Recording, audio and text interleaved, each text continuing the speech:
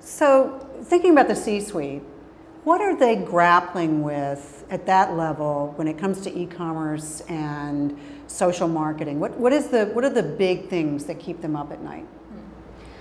Well, look, I mean, first, it's the profound speed of change and the fact that new platforms are populating and feeling like we need to be present in the right ways and have the right content globally that's also locally relevant. So those are some of the big questions. But I think, you know, when I look at this, there's the micro issues around this, like how am I going to do a great job in search engine marketing? How am I going to have a winning Facebook strategy? How am I going to have the right traffic drivers and conversion tactics to my e-commerce sites?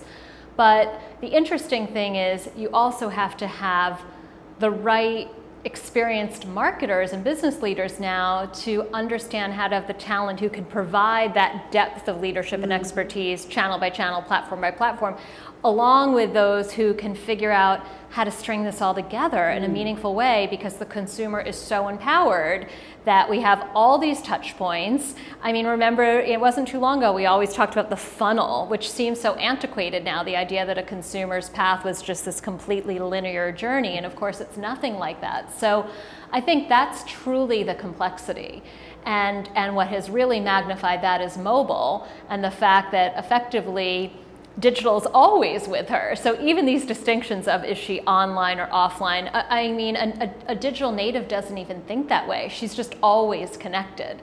So that's the complexity that I think any, you know, senior executive and marketer is thinking about today, is how do I do both? How do I go deep and how do I connect the dots?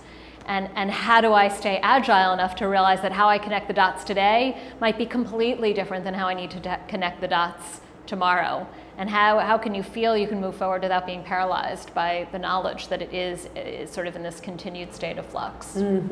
Yeah, the unbearable lightness of having to be on top of digital, right? Yeah, it is that. But I think the exciting part is there's so many interesting, fun, exciting ways to connect and to bring our stories and to create great service and create value and utility to the consumer. So the really exciting but challenging part of being a digital marketer today, or just a marketer today, is that the consumer gets to vote based upon who's doing that best. And I think that's the ultimate arbiter of success today.